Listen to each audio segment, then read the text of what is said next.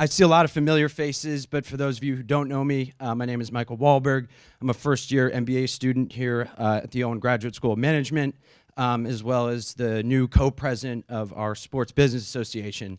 We're really excited to have two amazing guests. Just a couple of housekeeping items. If you guys wouldn't mind just putting your phone on silent and be attentive. I've had the good fortune of getting to know these two guests over the past couple weeks, and there's a lot of learning that's going to happen. You're also among broader members of the Vanderbilt community, those who are my classmates. We have some law school students, members of athletics, as well as some alumni. So that's really exciting for the broader Vanderbilt community. And also joining us on Zoom is we're part of a larger coalition of MBA programs who are equally as passionate about the sport business, called the SBA, the Sport Business Alliance. We have members joining us on Zoom, which is really exciting. Okay, enough about me. Let's get to the good stuff. Our first guest, I mean, you guys have been to athletic games. Our Vanderbilt athletics is amazing, and we're so lucky to have the face of the program with us. She's Vandy through and through. Please give a warm welcome to Dr. Candice Lee, our athletic director. Yeah, thank you. This next guest just asked me to sing "I'm Not Afraid" by Eminem to intro him in. I'm not doing that because I don't know all the words, but this guest is someone who I look up to, is somewhere I'd like to be in 20 years. He was a pivotal founding member of the Columbus Crew, which is a professional soccer team in the MLS, and was really the captain of the ship for the Houston Texans for over 20 years. So he has a wealth of knowledge. Please give a warm welcome to Jamey Rootes. All right, my man. And I am going to get out of the way and let you two do your thing. All right. Well, funny story about walk-up songs. So I became the chair of the Greater Houston Partnership, and it is the leading business organization in Houston. 120 CEOs, and so they have at their annual meeting, you come and you give a big speech. And so they scripted out and orchestrated everything, and they said, "What's your walk-up music?" I said, all right, Nelly the Champ. They're like, "What about Frank Sinatra? I did it my way." Or so I said, "No, I want Nelly the Champ." I said, "Jamey, we can tell you one thing without any uncertainty.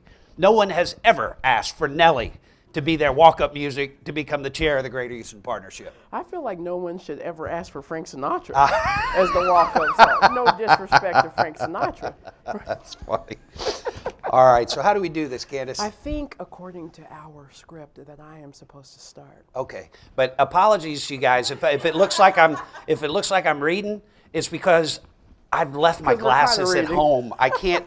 I may have to do this. So and he asked to borrow mine, and I was like, "I promise you can't see out of these." So y'all just have to give us some grace. Give us some grace. But we're happy to be here. All I know is we're gonna have fun. That's right. That's right. All right, Candice, all right, you're up. I'm gonna start. So, well, first I want to say it's my pleasure to be up here with you. I certainly have known you from afar, and so to have the chance to spend some time with you and to share this, I was going to say stage, but space with you is really an honor. So thank you. So I know that you have been a leader in our industry for more than 25 years. So can you just talk about your career progression? Yeah, so school wasn't a big deal for me in high school. I go to Clemson University. All I ever want to do is play soccer.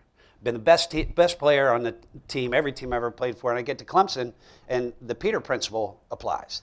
Rise to the level of your incompetence, right? So I hit the wall. I did wind up playing for 4 years, won 2 national championships, but I didn't get a chance to play much my freshman year. And that was when I turned to academics. I went over and I opened up the mailbox, and I called my mom. I said, "Mom, there's a guy who's a dean here, and he's got a list, and I'm on his list." She said, "That's the dean's list, you idiot." And so, but there forward, joined the Calhoun Honors College, became student body president, was the president of the Block C Club, made great grades, realized at that point there's something more to life than sports, especially given that there wasn't a professional league afterwards. So I left, and I didn't know what I wanted to do, so I took a job at IBM. I spent 3 years there. At the time, computers weren't a big deal. They were just coming about. It was all data center. So I learned a lot about computers, learned how to sell, and if you got a pen and a piece of paper, write it down, learn how to sell, because you will always need to know how to sell. Sell products, sell your ideas. Okay, it is an invaluable experience. Decided to go back to graduate school to make a pivot. I knew I wanted to work in sports, either as a coach or in a sports business. So I coached at Indiana University, and I worked in the athletic department, and I got my MBA. Towards the end, I still didn't have a job in sports. I mean, it was really hard. And let me tell you, sports people at the time, and maybe still today, they don't recruit on MBA campuses, right? So you had to do it all on your own. But I met a ton of people. I did informational interviews everywhere. And maybe that's the second thing to write down, that it's about who. It's the people that are going to get you your opportunities. And there are three that I'm going to tell you about. The other thing is that you need to know is having an MBA makes it more challenging to get into the sports industry potentially. But it is absolutely invaluable to be at a higher level within the sports industry, or to have a doctorate, right? So those are all very important degrees. So I worked for the World Cup in '94 and spent several months there hoping that I would find a job in sports. I didn't. I'd already accepted a job to become a brand manager at Procter & Gamble. So I went and did that. I had to pay the rent. But during all those informational interviews, there are three people that I came in contact with of the thousands that I met that made a huge difference. One was Tim Connolly. Tim was the executive vice president with the Kansas City Chiefs. And so I went and visited with him. He gave me 20 minutes. I kept in contact with him during all that time. Don Rawson. Don was the assistant soccer coach at Indiana University. Don wound up going to the World Cup, and he's the one who brought me there. And the other is Buffy Philippel. Buffy was one of the starters of the executive sport. She was at Advantage International, went out on her own and started executive search in sports. And Tim Connolly gave me her phone number, so I called her, and we became friends. So here's how it all happens. So I'm at Procter & Gamble, 9 months in. I get a call from Tim Connolly from the Chiefs. And Tim says, Jamey, I don't like soccer, and I don't know anyone who likes soccer, but you seem to like it. So would you like to come visit with us? I said, sure. So I go up to Columbus, Ohio, and I meet with Tim and Lamar Hunt, who was the founder of the American Football League, Clark Hunt, and a guy by the name of Ron Pizzuti. And Clark is the chairman of the Kansas City Chiefs. So we met all day long. And I'm driving back to Columbus, and I'm like, I think I got the job. But I have no idea what job they were interviewing me for. We didn't even talk about jobs. So I get back to Procter & Gamble, and I get a call from Don Rawson, the guy that was at Indiana, and he brought me to the World Cup. Don said, Jamey, I just got a big job at Reebok, and I'd like for you to become the global category manager for soccer. I'm like, cool, let me think about it. Because I really wanted to do the soccer job, whatever with this new soccer team. So Tim Connolly calls me and says, Jamey, you did a great job, but we're not sure how this league's going to work out. So why don't you just sit tight? And I said, well, Tim, that's all well and good, but I got an offer to become the category manager for soccer at Reebok, and I'm going to take that job unless you offer me something right now. He said, go buy your fax machine. Fax machine starts humming. Kansas City Chiefs helmet. We want to hire you as the GM of a yet-to-be-determined Major League Soccer franchise in either Kansas City or Columbus, Ohio, for 80% of what you're currently making at Procter & Gamble. He didn't say that, but I did the math. And I called him back, and I said, I'm in. Spent 5 years there, started the Columbus Crew. We were at Ohio Stadium with David, right, who became a dear friend. And then we built the first soccer-specific stadium in the United States. Right after that, Buffy Philippel. So the phone rings. Hello? Jamey, it's Buffy. Would you like to work in the NFL? And I was like, sure. How about Houston NFL? I said, that's great, but they don't have a team. They're going to. Bob McNair is going to pay more than anybody's ever paid for an NFL franchise, and it's going to start in 2002. I was like, wow. But, you know, Buffy, I've just gotten married, so I really need to talk to my wife before I tell you whether I'm interested or not. So I hang up the phone, and I look at the phone for about 20 seconds. Picked up the phone. Y'all remember star 69? I hit star 69. Don't. I do. Star 69 would call back whoever just called you. So star 69, Buffy, I can't take the job without talking to my wife, but I am absolutely interested. So I go to Houston, met Bob McNair, and I'd worked for Lamar Hunt, who is just the class of the class. I mean, just a wonderful man. And I was like, these guys are brothers from another mother. I can work for this guy. And so I started with the Houston Texans. I spent 21 years there. Currently, I'm a professor of sport management at Sam Houston State University and contemplating what my next move is. So I apologize that that was so long, but that's basically the deal. Oh, I'm sorry. So it's the people, right? Buffy, Tim, Don, but there were hundreds that I met in the process. But those people, those raving fans, they're going to get you where you want to go. NBA, I tell you, it's harder. It's like you go to interview and they're like, you say, I have an MBA. Oh, I'm sorry. You could, like, if you have an undergrad, you can go get a ticketing job. You're not going to go get a ticketing job. You got to go in high. So I went in as GM and then president. You know what I mean? And it was a needle in a haystack, but it was great because Lamar Hunt would never have trusted me with this investment if I did not have an MBA. Bob McNair would never have fast-tracked me to become the president of the team if I didn't have an MBA. So anyway, that's the good and bad of it, right? Candice? Yes. It's the Mutual Admiration Society here because I am so honored to be on this panel. I'll call it a panel with you. I called earlier. I said, you're a barrier breaker. You're like Jackie Robinson. You're like Rosa Parks, the first African-American athletic director in the SEC history.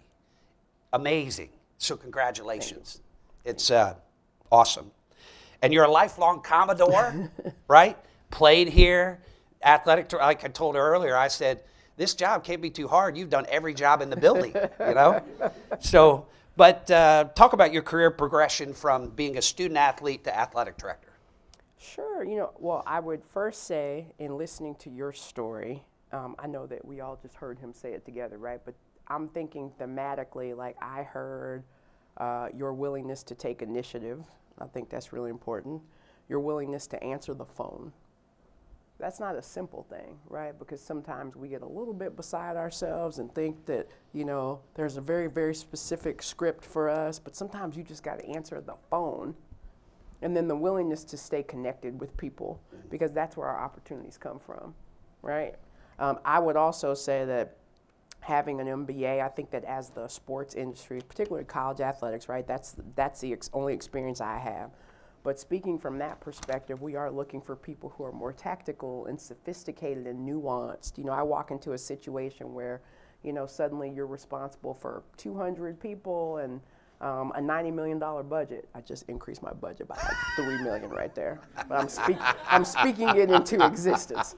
But you know, suddenly, so it's like it does take a level of nuance and sophistication that I think you all bring. So I do want to I want to say that there's a place for you. In terms of my own progression, you know, I came to, my story is not much different from yours in that I came with these high aspirations from high school about what I was going to be 6'3", could play a little bit, got here and realized everybody could play. My knees did not get the memo, and so I was injured more often than not. But I learned about the importance of understanding your role and owning it. So, you know, my role was I was not going to be the MVP. I was not going to be the first one off the bench. But I figured out how I could help my team, right, from just a leadership standpoint or scout team and getting like the real stars on our team ready to play.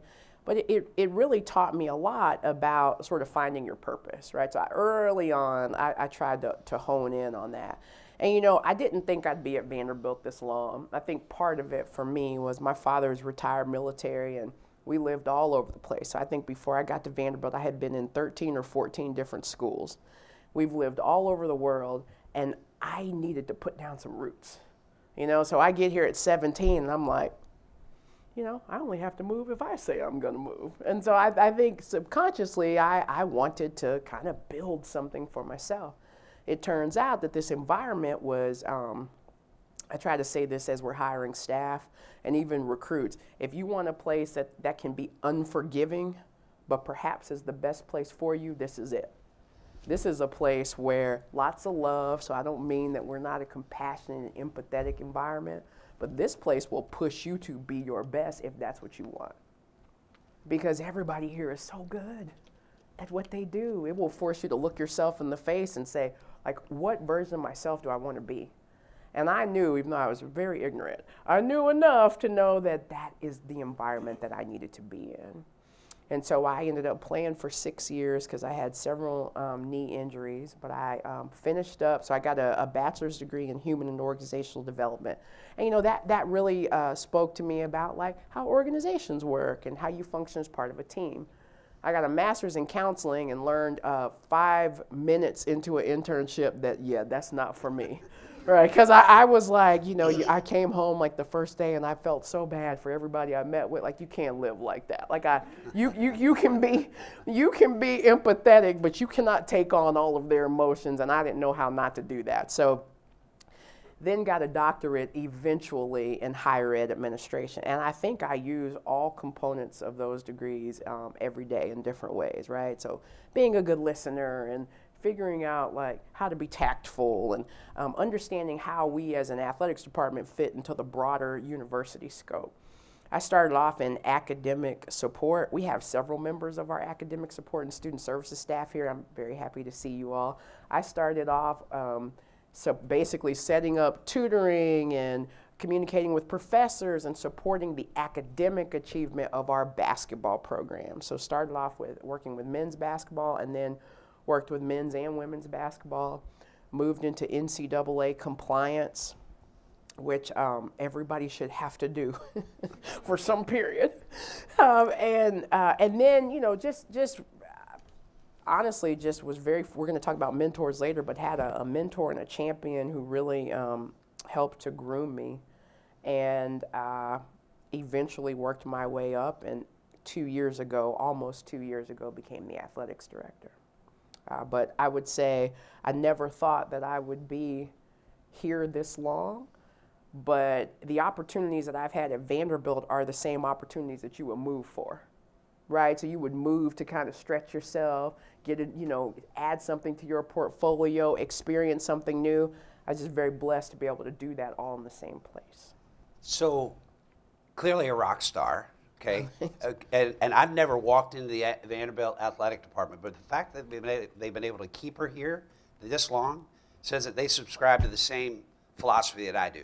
When you have a star, your job is to create their better job before they go look for another job.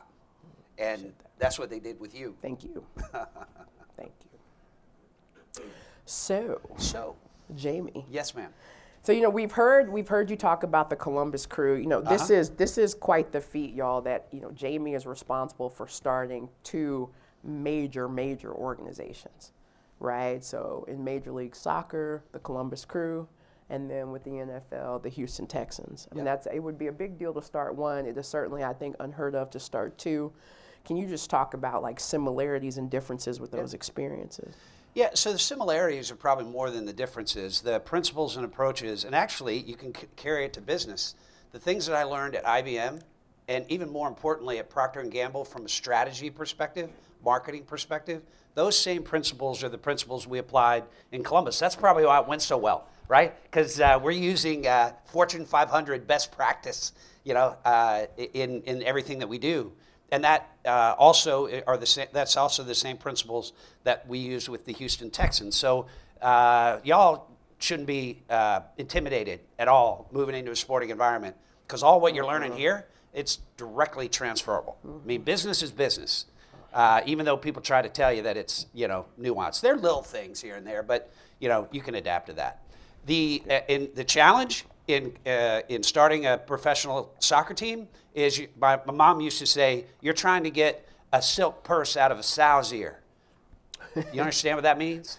So you got an ear of a sow, and you're trying to turn it into a silk purse, right? So trying to be something that you're not today. You're nothing. I mean, I didn't even have office space.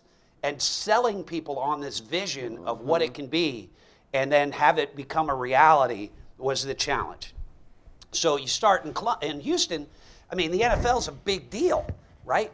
But the challenge is you have a silk purse, and your challenge is to fill that silk purse more than anyone ever has in history, right? So the Oilers, I mean, it was a great relationship in the community. There's something called the Love You Blue era. You may mean it's awesome. Everybody remembers it. Astrodome, Bum Phillips. We're going to kick the door down. I mean, but there's a reason why they're here in Nashville now.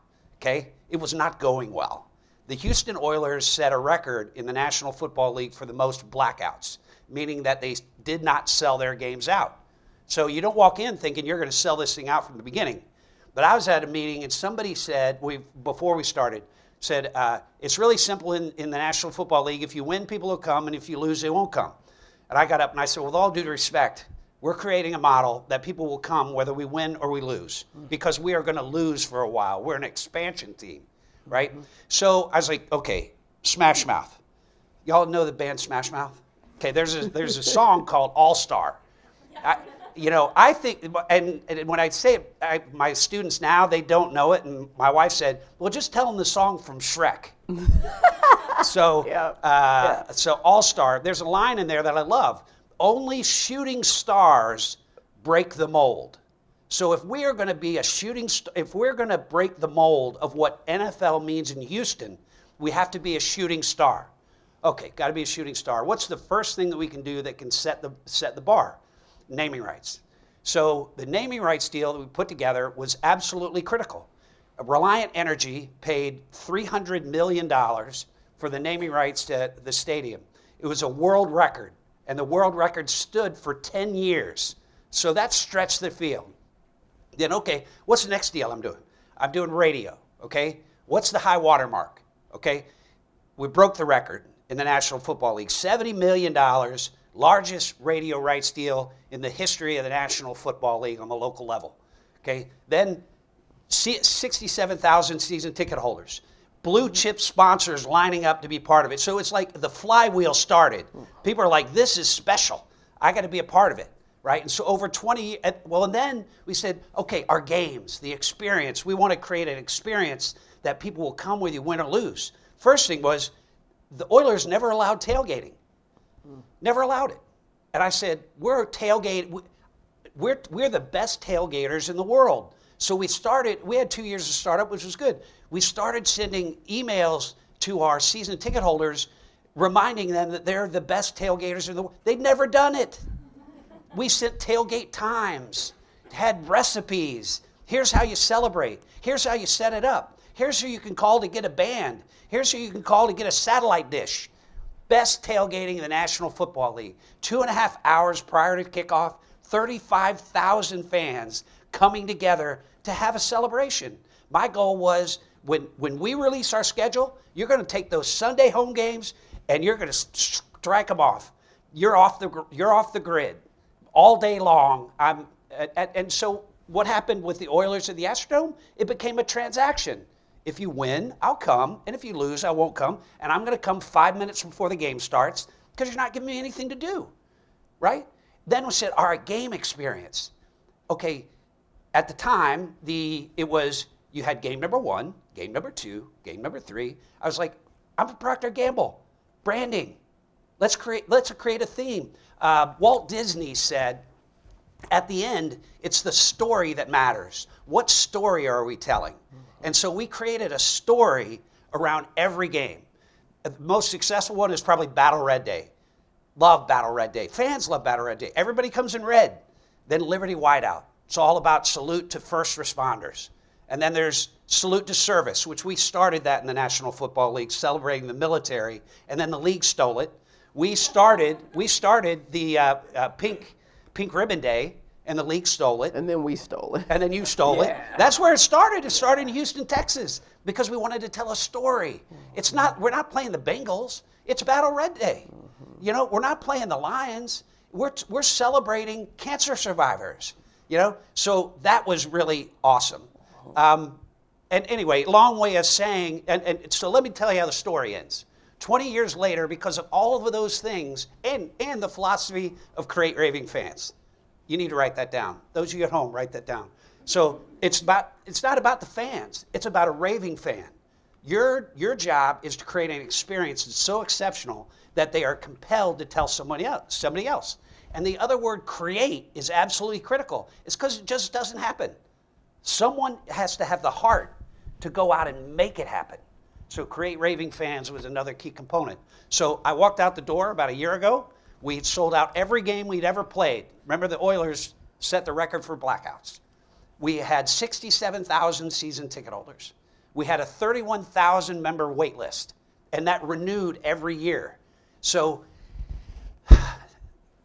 that was the difference. That was, we had, in Columbus, it was just surviving, just showing that it could be successful. And in Houston, it was about being the shooting star that broke the mold. In listening to you, it made me think about, I just finished reading a book that talked about, as a leader, the importance of having vision beyond your current resources, right? And then being able to, like, you've got to convince people to buy into what it is that, like, only you can see, right? And you're forcing people to reimagine. Like, that's what I thought of when you were talking, because you had to have the long view. Yeah. Right? And you had to teach people to buy into what it is that you saw. Right. And that's I think that's beautiful. But the funny thing is I would always, at both places, I would always say, hey guys, train's moving out. Get on. Get on. But the good news is, if you don't get on, I'm coming back around again, and I'm going to get you next time. Right? So, all right, so Eyewitness to Power, David, I can't remember. It's a great book. It's about the guy who was on the inside of the White House for a number of times. This is Eyewitness to Power for you guys. Somebody over 20 years who has lived the changes in the collegiate landscape. So my question to you, what are the couple of things that really stand out as the changes in intercollegiate athletics during your tenure? Ooh, it's hard. There are a lot. But I'd say, so one thing is that I think student athletes have changed, right? I mean, people change, and we know that. But student athletes today expect to be authors in their experience more. You know, I think about, and I'm not saying it's not wrong, right? It just is, right? These are current conditions. But when I was a student athlete, you know, coach said, run through that. Very pretty thing there. Run through that, and we just ran, right? And coach said run. Coach said stand right there, run through that. It might hurt. Come back, do it again. And I'm not saying that we weren't independent thinkers, but we were just very bought into what coach said. And I'm not saying that that's not the case now, but the way that I describe it now is you grab one of our student athletes now and you say run through that, and they say, that one? And you say, yeah, and they say, and then what's on the other side? Why did you pick that? Why from this distance and not that one? Why did they want to be equipped with the knowledge? They want to work with you to determine if that is the right thing to do. And again, it's not right or wrong, it just is. And so part of the maturation process, I think, for us as educators in athletics is how do we continue to have standards that student athletes have to meet, but also meet them where they are. And so that, that is different. Mm-hmm. That's different.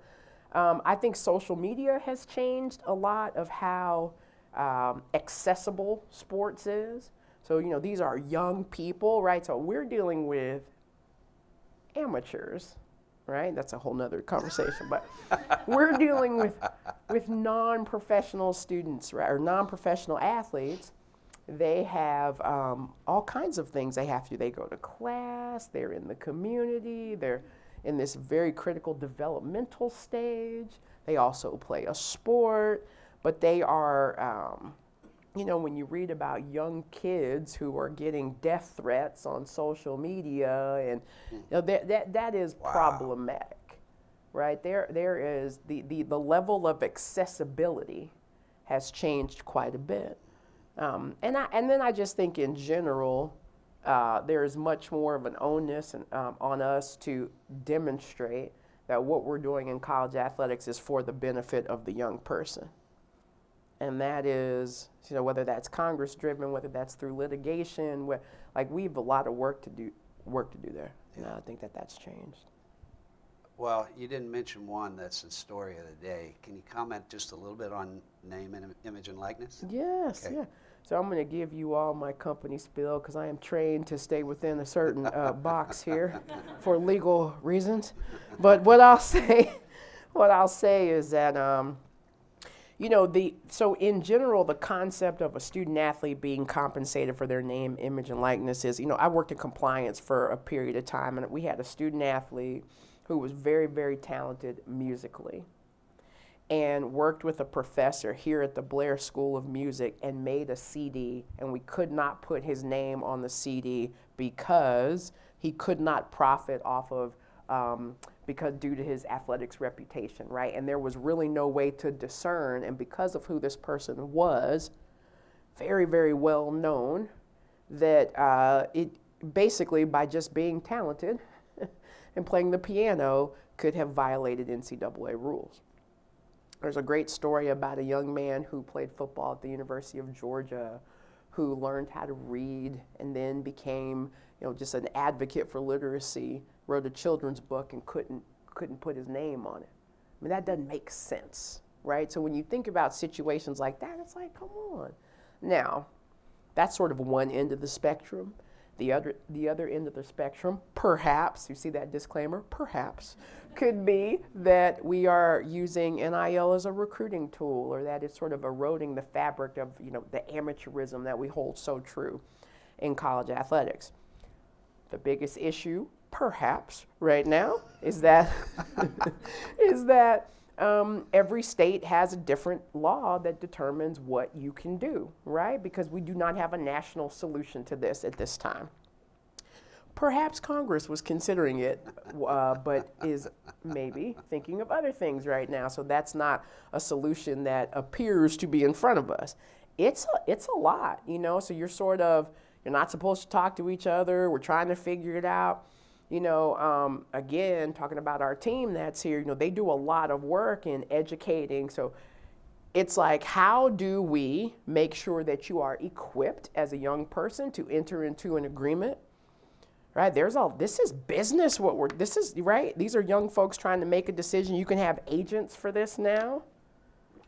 But like, this is a great example of how do we modernize, but not fundamentally change what attracted us to college athletics in the first place.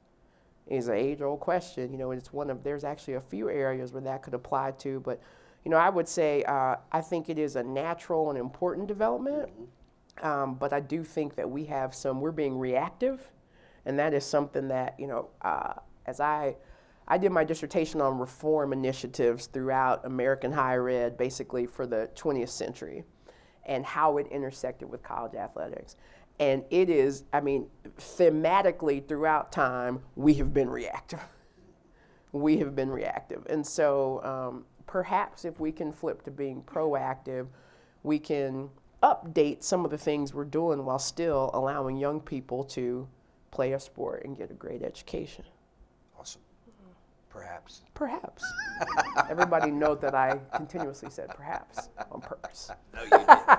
I know you did. You coached well. Okay, so I want to talk about the Texans a little bit more. Okay. Because you started a program there called Draft Class. So if you could, it's really interesting. So tell us about it and why it's so significant. Yeah, so the Draft Class is our internship program.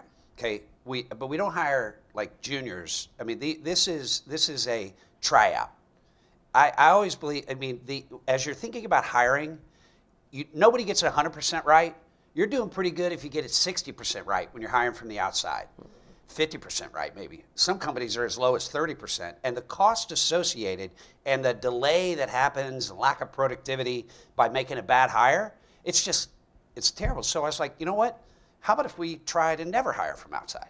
How about if we bring everybody in from the bottom? I call it the Pez dispenser approach to talent management. You know what a Pez dispenser is, right? So you open up the head, and the next piece of candy comes out. So rather than filling the Pez dispenser up here, let's fill it down here, right? And let's develop these people. So we bring in 12 interns. ish, 14. And we put them in various departments. It doesn't really matter. But we find the very brightest people that we can. There's three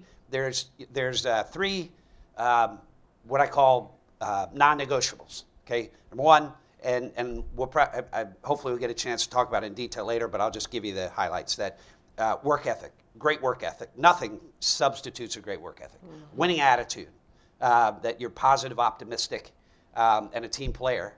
And number three is a commitment to our values. I have no idea whether you're committed to our values unless you spend time with us, mm-hmm. right? And so 9 months goes, so we go for 9 months. And this is so important that it rises to the level of my leadership team, 12 leaders of the organization.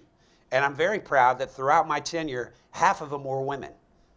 How cool is that? And they were high impact professionals. They were awesome. So in a football team, so the every quarter, we would have the HR team come in, and they would have a presentation deck that would have a picture of the intern and would have the assessment of their manager, the strengths and the weaknesses, and a recommendation as to whether they should be, whether they're a star. And you're either a star or you're not a star. And the goal is to identify who the stars are.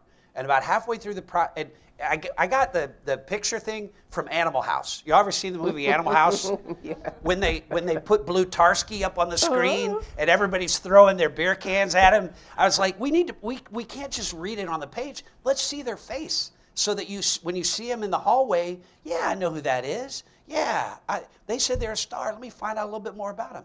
And then about halfway through, 3/4 of the way through, we figure out what openings we're likely to have or we do have. And then we try to fit the stars into the openings. And then so if you're not a star, then the manager will use their Rolodex. I'm dating myself, Anna. I mean, a little bit, but it's fun. So. Yeah, it's fun. But they use their Rolodex to find another place for you to go and develop further. And you have the potential to become a boomerang. So you go for 3 or 4 years, and my favorite employees are boomerangs. They go somewhere else, and then they come back. I'm very proud that draft class, 30%, when I left, 30% of our employees were from the draft class. I mean, and so as openings come up, our hope is, and I demand that down the chain, you're developing who's good at, I call it the red bus effect. You get hit by a red bus, okay? Who's going to take your job? I don't want to go outside. I want somebody to step in that I know they have a great work ethic, they have a winning attitude, and they're totally committed to the values of this organization. You know, so that's how we did the draft class. The other thing, it's been awesome from a diversity standpoint. So, you know, it was maybe 3 years ago, you know, it was like, Jamey, we need to do the diversity numbers, and we were in good shape vis-a-vis the NFL. I was like, but we can get better. How do we get better? Well, let's get greater diversity in the draft class. Because if we don't get it there, and they're rising up through the organization, the cool thing is, if I go outside for a senior level hire, and I'm trying to find a diverse candidate, I don't mean to be offensive in any way, they're in high demand. Everybody wants them, you know, and so it's hard. But if you've just graduated from college and you have a great work ethic and a winning attitude, and I can get you on our team from the very beginning and groom you up through the organization, as long as I create your better job over and over and over again, you're going to be with us forever. So that is how we address diversity. And it was so cool when you're sitting, and they do projects. And at the end of their term, they have to get up and present the project that they did. And I'm looking on the stage, I'm like, okay, African-American, woman, Hispanic, woman. Yeah, I'm like, there's only like two white guys. How great is that? You know, and we have our pick of them. So anyway, that's kind of how the draft class works. 2 white guys, how great is that? Said by a white guy. Yeah.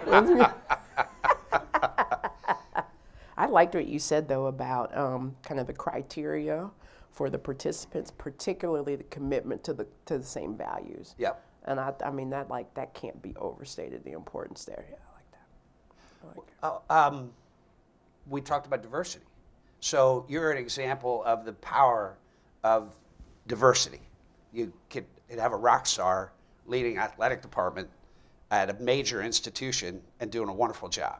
So how do we get more of that both in terms of intercollegiate athletics and leadership positions in intercollegiate athletics?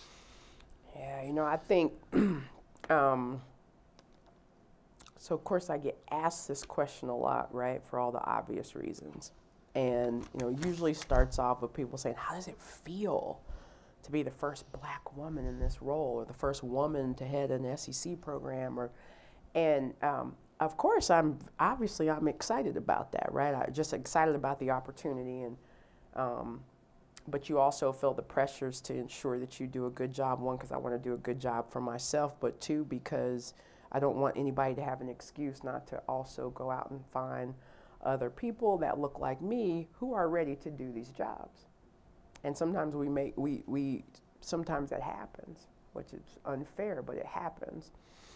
You know, I know a lot of people that can do this job.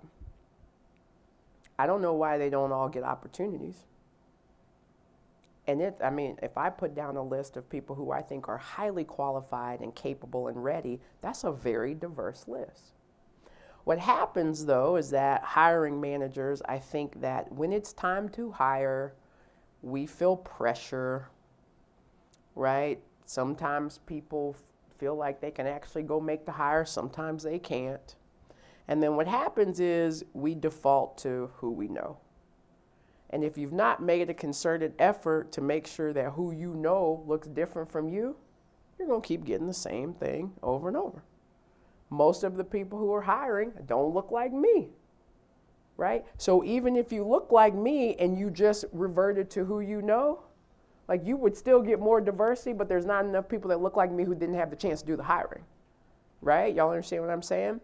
That's a problem. I think sometimes we pretend, because I actually do not believe that we have pipeline issues. I don't believe that. I think that we talk about pipeline issues as a way to kick the can down the road, and we say there's nobody in the pipeline. Well, I just don't think we're willing to really look, because I know a lot of qualified people. The pipeline really means there's not enough people that I feel comfortable with that I would select, right? That's really what that means, in my view. So I think that, one, I think we have to give people opportunities. So we talk about this as a staff a lot, that when you're looking at certain positions, right, there are some positions that require technical expertise. You cannot come here and be the general counsel if you didn't go to law school, right? You cannot go be the head of sports medicine if you've never been a trainer. You cannot be the sports psychologist if you do not have a mental health degree. Lots of people can do this. And that's not me disrespecting myself, but this does not require a lot of technical expertise. Do I think it requires sophistication and nuance? And sure. But we have a lot of positions where we really could, right? You can have your own draft class, and you can bring people in and you can equip them with the skills, but we all know those things that people have that are just hard to quantify, but you got that thing that makes you a star. Well, those people should be developed by us so that we can begin to remove excuses. And I just think this is, it's really, really challenging, because when you are, you know, it's very complex. Like, when you're in my position and you hire, everybody thinks you're only going to hire black people. That's ridiculous. But, I do want to hire diverse people, so I'm not going to apologize for that. But what happens is people will hear that and they'll say, I'm looking for less qualified people, which that in and of itself is disrespectful, because there are high quality people who are diverse, who are ready to do jobs.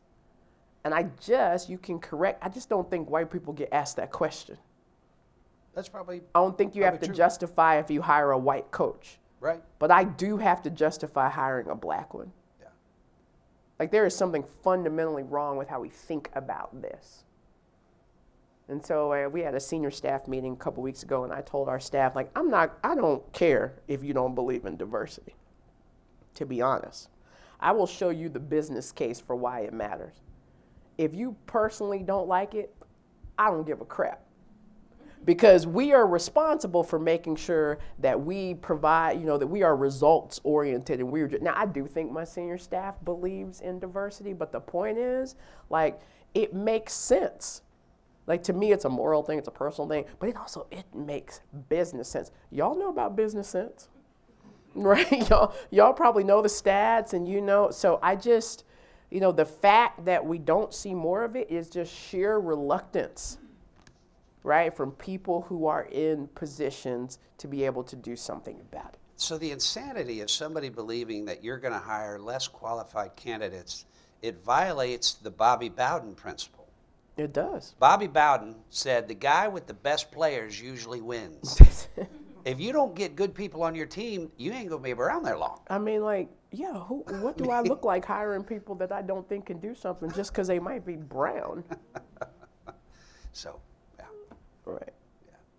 It's your turn. It is. I got myself all riled up and forgot it was my turn. I gave her 5 seconds. I just had to remind her. Yeah, you did. He filled some time, and then he was just looking at me, and I was just looking at him. You've kind of. I'm gonna skip this next question because That's okay. you've hit it. It's my favorite question. I know. I have no idea what it is. We're best friends, so you have to show grace. Remember, we said that earlier. Right. I do want you to talk about your book, The Winning Game Plan, because you talk about the importance of how and why and who. So, and I'm going to read your book.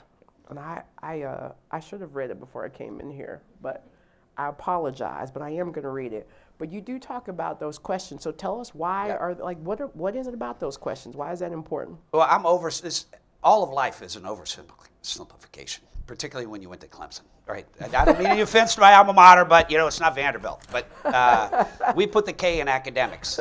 So that's funny. In business, there are 6 questions. There's the management questions, and then there's the leadership questions. And the mistake that leaders or aspiring leaders make is they get themselves drawn into the management questions. And do you know what the management questions are?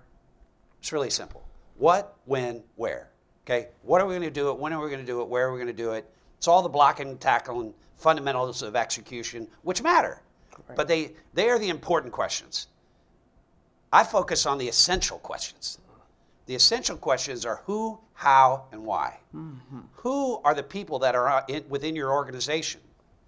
And it comes down to the talents that you're looking for. And the good news is, to work for our organization or just about any other organization, there are 2 fundamental talents that you have to have.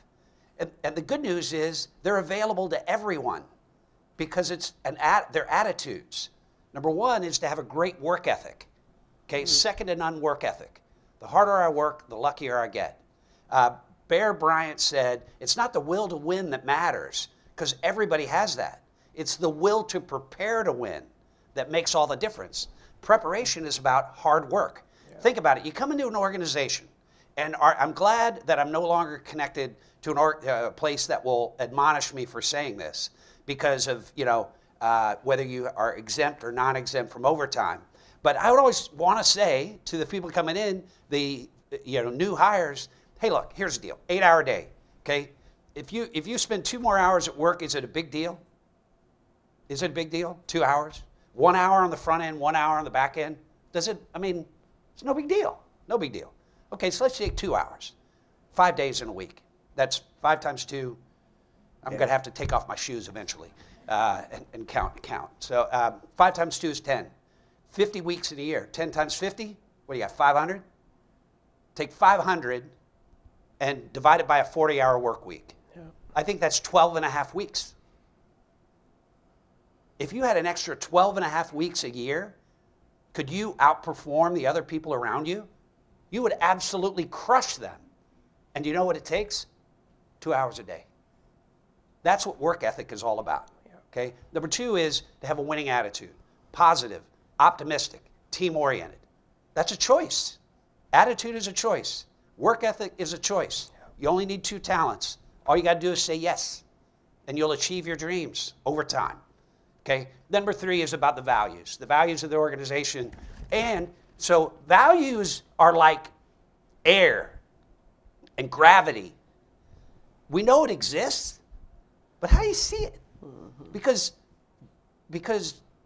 well, it's about culture. Culture and values, they exist, but you can't see them. And so about 15 years ago, I was like, all right, well, if people can't see them, there's no way they can execute upon them, because as a leader, your job is to deliver absolute clarity, okay? Over-communicate. And so to make it crystal clear, I created an acronym, IMPACT, impact. We want people who are innovative, memorable, passionate, accountable, courageous, and work as a team, okay? I don't have to define all those for you, but it was real clear. And we talked about it all the time. Our awards program, what did we call it? The Impact Awards. And we talked about create raving fans, so the only way you can win an Impact Award is for there to be a story about something that you did that was exceptional. So I rewarded you, and I taught everyone else in the room what success looks like. Leader's job is to over-communicate, clarity, organizational clarity, right? So that the who is about those things. The how is the culture. How do we do what we do? Innovative, memorable, passionate. So innovation is about new and better ways constantly of doing what you do. People think innovation is the iPhone. Right. It ain't the iPhone. It's just a little bit better. You know, just a little bit better every day. M is about creating memories and being remembered for something. P is about the passion for your organization, for the mission, for your teammates, for your community. A is about accountability, holding yourself accountable, holding everybody around you accountable for your best performance every day. C is courage. Sam Houston said, courage is do what's right and accept the consequences. And then T, teamwork. It's all about team victories, individual performances in the context of a team victory. And that is the how. But the why is the most important, because every person and every organization has to have resilience, perseverance. What gives you that? It's because you care, because it's important to you. And so we created what's called the 3 imperatives: win championships, create memorable experiences, and do great things for Houston. Talked about it all the time, put it everywhere, everybody bought in. You know, when things are hard, why are you going to push through? Because it's important to you. Do you know the easiest ways to get somebody to do something? Because they want to. Communicate to them why they want this. They got to want it bad. When I got married to my wife, Melissa, they said, better or worse, okay? It isn't always going to be better. It's going to be worse. And when adversity strikes, what pushes you through? Because you care. It matters to you. And every day when I walked into that building, everyone knew it mattered to me. And I knew it mattered to them. And if it didn't matter to them, you know what happened? They weren't there very long. You know, Lou Holtz said, motivation is easy. Get rid of all the people who aren't motivated.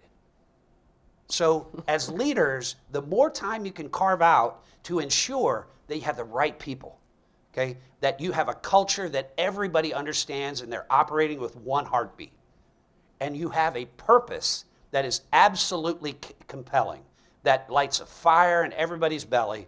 And when you do those things, yeah, what, when, where, okay. This creates greatness. So good. Yeah, I think I'm gonna preach on Sunday. You better pass the collection Fire and plate. brimstone, baby. You know, I like that though. I did, and you hit on a lot of stuff, because when I think about having a winning attitude, it is not just like you talked about winning attitude and being optimistic. We're talking about some hard stuff sometimes, right? So a part of a winning attitude is losing gracefully too. Like you know, winning is not just about being on top. It is also about humility, and it's about self-awareness, and it's about being what the team needs you to be, not what you want. Right. I mean, like that's what he's saying too.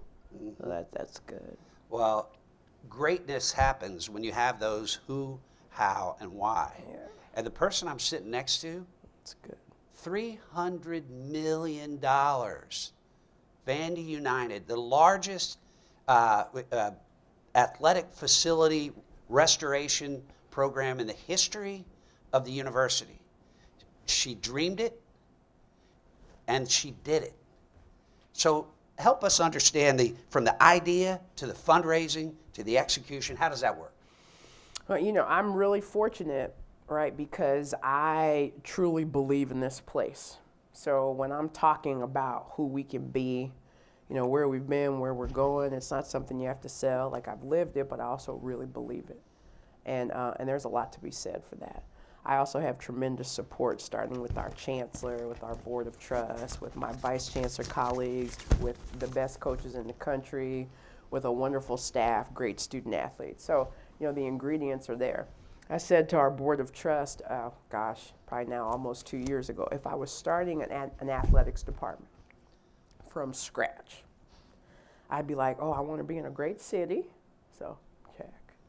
I want to be in the best conference in the country, check. I want to have dynamic young people who really understand what this opportunity is, check. You know, as I started to think about, we have all those things, right? I want to be associated with a strong brand. Vanderbilt, one of the best, you know, top 15 institutions in the world. You know, Cornelius gave that money in 1873, and, you know, the place has just, like, Vanderbilt's going to outlive all of us. I mean, Vanderbilt, the brand is strong. So when I think about it, it has all the things that I think you would want if you were building from scratch a great athletics department. But what I also know, and having lived through a lot of this, like, we are behind in some key areas. So if we say we want to provide the best student athlete experience in the country and help our community reach its potential, there are investments that have to be made. So the facilities piece, you know, we need new facilities. But you should sit in some of these meetings. We're working with this architecture firm called Populous out of Kansas City, and we sit in there and we start every meeting talking about the broader university and how our initiatives fit into that.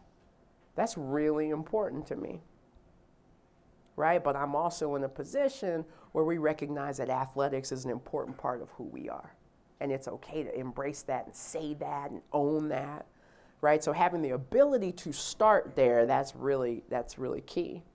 So we looked and we said, you know, and honestly, that investment, it's going to be more than $300 million, because to do all of the things that we need to do to really meet the needs, it will require more than that. But we've been able to, you know, if you're familiar with our footprint, we're landlocked. So this requires high creativity. So we've talked about the first phase of Vandy United will include, basically we're going to end up renovating our football stadium by the time it's all said and done, but we're going to meet a lot of needs. And I'm not going to steal my own thunder, so next week we're going to provide a broader update with some new information and some new images. But, you know, this is about, like I said, having vision beyond current resources. Right, so looking at our current footprint and reimagining it, but reimagine it for the sake of young people who deserve a great opportunity, and alums who deserve to have something to come back to that they're excited about. And, you know, I just know that I've been here a long time, but, you know, we know time is finite, and I'm just feeling really encouraged by the support that we have to make an impact now. That's what Vandy United is about. So we take Venmo, Cash App. Thank you for asking. Always selling, baby. Always selling that. Okay, so I have to tell you all this. So I mean, it's kind of weird because I'm talking about myself for a second, but I just got to tell you this. Like, so I'm from Huntsville. I'm really from Madison, proudly from Madison, which is a teeny tiny little part of Huntsville, which is teeny tiny too. But okay, in North Alabama. So I get inducted into our Huntsville Hall of Fame on Monday, right? okay, like, you know, like getting recognized by her hometown, like this is awesome. Like I'm excited. I get to see like my high school coach, my middle school coach, you know, my family, my grandmother. Like it was awesome. Well, they show a little video for each inductee, and they're like, you know, Candice Storey Lee is talking about being at Vanderbilt, and she said the greatest city in the country, and da da da. And I can see the people are getting pissed, right? They're getting a little irritated, like, oh, she thinks Nashville better than Huntsville, and you know. So I have to get up and speak, and I was like, listen, you know, that video, that was me when I was doing the interview. I mean, y'all know I'm always recruiting. Now don't get upset that and so I just, you know, that just reminded me of that because, you know, I mean, you have to put everything in context, you know, but always selling, which is what you said at the very beginning. That's right. That's right. Well, before we open it up for Q&A, and Mike and Mike will tell me if we're good. Okay. Maybe we could end by talking about the importance of mentors. You and I had a wonderful conversation earlier today about some of our mentors, but maybe you could talk about mentorship and how important so, well, that's been. first of all, let's just accept that mentors matter. They're huge.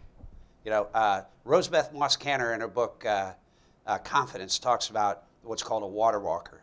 But the reality is you're not walking on water. There's stones underneath your feet. And those are people that have propelled you throughout your career. I mean, it's your parents and it's mentors. And you earn the right to have a mentor relationship by how you conduct yourself. People ask me, how do I go ask a mentor? It's not authentic. You need to just demonstrate by who you are, have someone take a liking to you and think you have something special. And they will spend time with you and they will help you to get where you want to go. And I have three that I want to talk about. One is Jerry Yeagley at Indiana University, and he taught me the value, and he built a wonderful, at Indiana University, started the soccer program, one of the most respected programs in the country. And he built it with quality, and people took pride in it, okay? He just meticulously, brick by brick, and it's the power of high expectations. When you set the bar high and just assume everybody's gonna jump over it, it's amazing what you can accomplish. Second is Lamar Hunt, who started the American Football League and was my boss at the Columbus Crew. And he taught me about the power of seeing beyond your resources, right? To coin your phrase, but I'll talk about dreams, the power of dreams. And I told him one time, I read a quote by Walt Disney, and Lamar, this is you. Walt Disney said, I could never convince the financiers about Disneyland because dreams hold too little collateral. The power of dreaming. Number three is Bob McNair. The importance, absolute importance of integrity. And you know, integrity is a kind of a nebulous word, but it's really simple. Do what you say you're going to do. Yeah. And do that every time. Yeah. Sam Houston said, courage is do what's right and accept the consequences. Just do what's right every time, and you'll have integrity. So those are the three folks who had the biggest influence. How about you? I'm like you. I mean, I've been the beneficiary of a lot of wonderful mentors, and I certainly try to pay it forward. But I'll talk about David Williams, who great guy, and you know, we sung his praises earlier. You had met him at Ohio State. So David was athletic director here, and he was first black vice chancellor, first of all. He was general counsel for several years, and he was also the athletic director here for several years. I started working here in 2002. David hired me as an intern, and I worked for him until 2019 when he retired. And then he tragically passed away 1 week later after retiring. He is just a giant in so many ways. I feel sorry for anybody who didn't have the good fortune of spending time with him and getting to know him the way that I did. And I know that that was really a blessing because I spent a lot of time with David, mostly just because he gave me a lot of work. But it started off that way, and then he began to bless me with just his time. So we worked, for the most part, we were in the same office suite, and a lot of conversations that would happen like after 5 where he would just let me pick his brain. I started to understand over time that he trusted me. And now, being in this position, I really understand just how lonely it is and how lonely it must have been for him. And I got to be someone in his really tight circle. And what an amazing gift. I learned a lot from him, including the importance of being yourself, always, no matter what it is, no matter where you are. You know, we always throw around the word authenticity, but like being yourself. And this man was always himself. So he might have on the nice, very expensive custom suit, and then he might have on some Air Force Ones or some J's. And I wear a lot of Air Force Ones too. So I like that because it's like, you know, he was comfortable. He did his thing. David was one of the smartest people I had ever met, very well read. He cared deeply. You know, he died tragically. You know, and I'm a person of faith, and so I'm saying, all right, this is, you know, whenever David left this earth, it was gonna always feel too soon, but he accomplished so much during his time, and I just remember him being so busy, and like we would laugh because if the phone rang and it was his family, he would just be in the middle of, he might be hollering, screaming, teaching from a PowerPoint. He'd pick up his phone, he's like, hey girl, talking to his wife, or hey Nick, talking to his son, and he would just, his whole demeanor would change because he would always make time for his family. And I learned that, right? You know, I mean, you better make time for the people who are important to you. Oh, he always did that, right? So like no regrets there. He also, he was not afraid to share an unpopular opinion if it was something that was important to him. And I just, I really appreciated that he was true to himself literally until the day that he died. He also was a champion for me. You know, so it's one thing to have a mentor, right? They'll spend time with you, they'll get on Zoom call with you, it's a different thing to have a champion. That's somebody that's speaking on your behalf when you're not in the room, right? They're creating opportunities that you may not ever know. And one of the things that you asked me when you told me about your mentors earlier, you said, did you have a chance to tell them that you loved them? Because we talked about one of his mentors. You didn't have the chance. And I told him, but he knew. He knew. And so I also learned about I did tell David that I loved him. And I'm so grateful because, well, you just never know what's going to happen in this life, right? And I know you all are very smart business people, and you're going to do great and wonderful things, but do not forget to do it with love and compassion and grace and care, right? Because we are also talking about people and being in relationship with one another, you know, and that's the most important thing. Absolutely. Questions? Yeah, we have time for 10, 15 minutes of questions. Sure. If that's cool, please speak up. Sure. I'll ask the first question. So I'm working on my second Vanderbilt degree, so like Good for you. A door. So I was here when Corbin first got here. Yeah. And I was wondering if you had, it went from being a doormat in the SEC in baseball to attracting David Price, Pedro Alvarez, unbelievable recruits basically in 1 year. How did they do that, and are there lessons that they were able to learn from that you could apply to other sports? Yeah, it's a great question. So he's talking about Tim Corbin, who is our world-renowned head baseball coach here, who has turned the Vandy boys into a thing, right? So one thing I'm going to push back on you, because this is what happens, which means this just tells you how successful. You think it was overnight. You think that success happened overnight. It wasn't. It was. Surely, but my point to you is that it was not overnight, right? But what I like to say about Tim and the program, it's a wonderful template for what success can be, right? So when I was a student athlete here, we had a couple sets of bleachers out there. We were friends with some folks on the baseball team. They never won. Like we were pretty good, and we used to tease them all the time. And so, yeah, it was like, you said doormat, and it's certainly not a successful program. So Tim is hired by David Williams. So step one is you find the right leader, right? You find someone who has vision beyond resources. You find someone who's very clear about their values and what it takes. You find someone who you do not have to beg to come to Vanderbilt because they see what we can be and they embrace that, right? So check. You then give them resources and time. And along the way, right? Like David and Tim had a wonderful relationship. I have a wonderful relationship with Tim. We then pour into each other to try to give ourselves the conditions that will nurture you to be the best version of yourself. And that happens over time, right? So you give resources so that evolution can occur. We fell down a bunch of times. We got back up. Tim is dynamic. And he sort of, I don't know if reinvents himself is the right word. We talked about that earlier today, but he understands how to reach young people.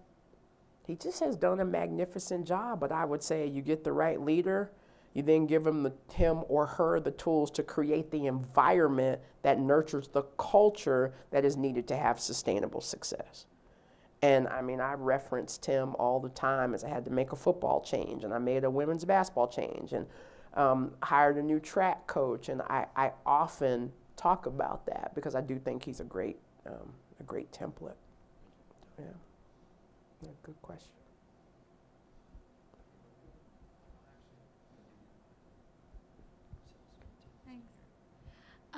Something I found really interesting is you spoke about motivation and teamwork.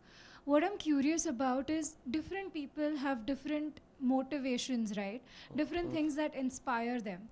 And sometimes that can be about my performance as a sports person. Sometimes it can be I believe in the team and that's why that matters to me.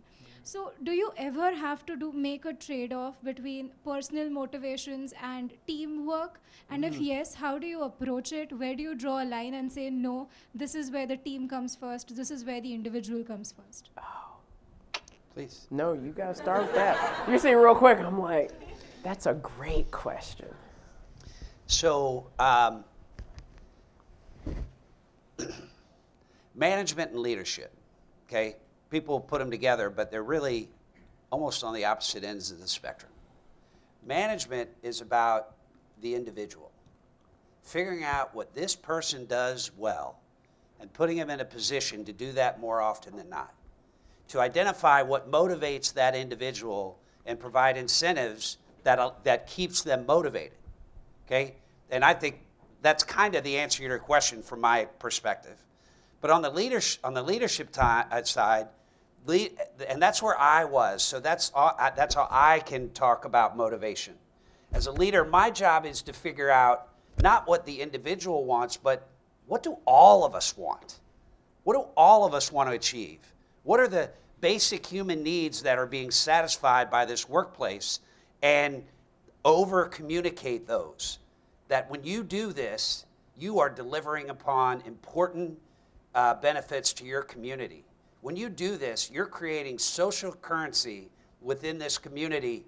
When you do this, you're bringing together fathers and brothers and mothers. And, when I talked about the Texans experience, I'd often say, this place that integrity, hard work, and commitment matter. And you see that when a guy like J.J. Watt signs a $100 million contract and sends a text at 4 a.m. the next morning of him in the weight room saying, this is how I'm going to respond to being paid. It's a place where family matters. And you see that when 3.5 hours prior to kickoff, 35,000 people are having dinner together. Fathers, brothers, mothers, sisters, cousins. Think about these things that are in our pockets. Mine's over there. But, these devices, these devices divide us. We are so in our own world. Monday to Saturday, though, we're living our lives as individuals, but I always thought on Sunday, we're coming together as one We are Texans. We are enjoying this experience together. And the Texans experience was a place where good conquers evil. And hopefully we see that every time we play the Dallas Cowboys. So good. I told you the management side, the leadership side, those are the things that you try to get people fixated on because that stuff motivates you. I mean, it ain't about money. Money doesn't motivate. Money demotivates. Money demotivates. If you don't have enough of it, you're demotivated. But at a certain place, it doesn't matter anymore. What matters is fulfilling uniquely human needs, the need for connection, the need for achievement, the need for respect, and those are the things that leaders can deliver. Let the managers figure out who needs to get paid what, and make sure they're paid fairly, right? But as a leader, you're thinking about all these other things that are way more important. And I hope I did somewhat answer your question. Yeah, that's good. Okay. That's good. Hi, my name is Canon. I'm a first-year MBA student here, and this has been amazing, so thank you both for coming. Candice, you talked a bit about leading with compassion. You also, not that these are mutually exclusive, but you also spoke about needing to make changes at times. And the question I've been meaning to ask both of you is literally about firing people, because we often, I mean, we'll talk a little bit about it in business school, but it's still something that we don't spend a lot of time on. Yeah. And obviously in sports, like in the NFL, it's like the Monday after week 17 or 18, it's like, oh, who's getting fired? It's a news thing and it's going across the ticker on the bottom, but this is obviously really important. And I know that you have to make those changes for the greater good, but how do you approach all of those conversations? Are they all extremely hard? How do you keep yourself from being desensitized to that, but still keeping the perspective that it's the best thing for everybody? Great question. You get to go first. You want me to start? Ladies first. I'm from Texas. And I told him I'm from Alabama. I mean, what does this mean? So I really appreciate this question. I am very, very relationship oriented. That's important to me. I know. So my husband and I had this conversation because, well, let me back up. David Williams and I would talk about this because he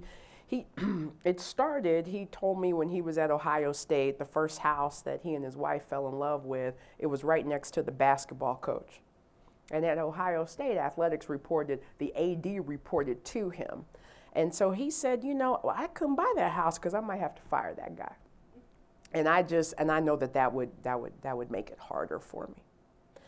And he would always talk about, like, when he and I started talking about, as I started to think about AD opportunities, and he's like, so Candice, like, what kind of relationship are you going to have with your coaches? Because remember, you might have to fire them, or, you might have to fire your senior staff, or you might. And I'm a relationship person. And so when that's important to me, I understand boundaries. I operate within boundaries, but I do care deeply for the people that I work with. But I am like really hard-nosed about this, and maybe that's just like the military kid in me, but it's like mission comes first. So like even to your question about motivation, like, that's important to me, right? And I want people to bring their full selves, but it's like whatever the organization requires, that's all I care about. And it doesn't mean that I don't care about people. It doesn't mean, but it's like, I want to figure out how to get you to care about this thing right here, because this is the most important. And that, I may have some blind spots, but that's just how I'm built, right? And I do know that, right? And I know everybody's not built that way. I also know that when it's time to do what is best for the organization, I know I'm going to do it. I just don't even question it.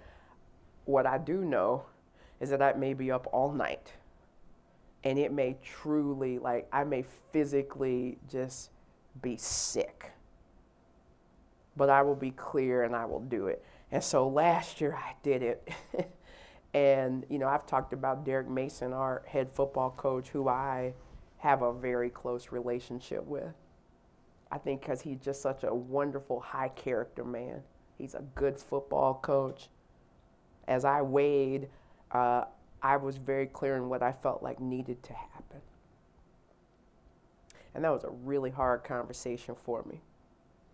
But the thing that I learned, one, I'm always do what the organization requires. Two, is those are going to be hard for me to actually execute. I will execute them. And so, you know, my husband said, well, so part of it is you just got to know when it's leading up to that decision, you got to understand what that week's going to look like, or what that time's going to look like, or what it is that you need. And I don't think that'll ever change for me, but I don't want it to.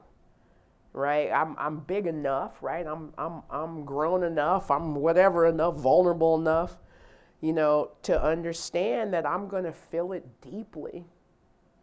But if I got to the point that I wasn't feeling it deeply, I've not done the job my way, right? With the care that I think. So it's really hard. It's really, really hard. And I think for me, I'm not trying to make this a long answer, but I just want to quickly say that sometimes, though, what happens is that people can also get confused about the compassion that you bring to the job and the relationship and think that you won't get fired. And that's not about Derek. That's actually not about coaches. I'm just talking about in general. They sometimes think that one is more, it's like, no. Right? There is nothing that's black and white. You can be compassionate, empathetic, kind, relationship-oriented, and tell somebody they got to get up out of here because their performance may not be of the level, or they have violated a core value, or they have, you know? And you can be both of those things. And I don't know who I'm talking to in here, but maybe I'm in particular talking to women, right? Where like you can be all of those things, you know, and do it with grace. Well, people ask me often, you know, what's the hardest decision you ever faced? And I said, I can't pick one. I will put it all in one bucket. All of the people decisions. They're the hardest things that you wrestle with. You're dealing with people's livelihoods, with their families. You love them. Yeah. You pour yourself into them, and then it's not working out. One thing you have to remember is sometimes if you can't change the people, you have to change the people. It's just life. Yeah. There's a test that you can go through. And I usually use it with my manager. They would come in and complain about somebody. They were complaining about Jeff. I said, well, I got good news for you. What's that? Well, Jeff's accepted another job. How do you feel? Oh, my God, I'm so relieved. Jeff's not taking another job. But you know what you got to do. But now you know what you got to do. You know? I mean, and we have to hold ourselves accountable for it. I talked about the idea of talent, and it's about getting the right talent into the organization. But unfortunately, you also have to shepherd people out of the organization and have the discipline to do that when it's called for.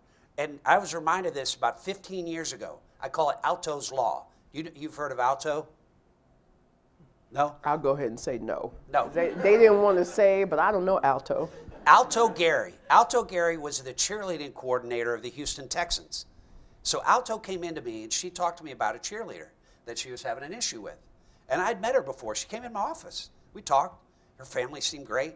She was, and I said, well, Alto, she seems awesome. She's great. She said, let me stop you there. I said, okay, you're kind of up to the line. She said, Jamey, keeping the wrong people on the bus is unfair to all the right people. And I thought back when I was at IBM, and I was busting my tail. And there was one guy who came in at 9 in the morning and at 4:30 every day left, did nothing. Did nothing. I'm like, isn't there somebody that can fire him? I am working my tail off to pay his salary. This is not fair. And so to keep the wrong people on the bus is unfair to all the right people. And there's always in every organization only one person who can make that change. That's right. You have to accept that responsibility. You know, they're going to be better off. You're going to be better off, but it's not going to be easy. It's just part of leading. Just part of being a leader. It's like a stick. It's a stick. When you become a leader, it's a stick. You can't pick up one end of a stick. If you pick up one end to be a leader, you get the other end of the stick by definition, and you just have to accept that. That's a good analogy. I like it. I think that's all the time we have. But can everyone please round of applause for our two guests? This was fantastic. Thank you so much for coming down. And thank you for everyone for coming. This is great.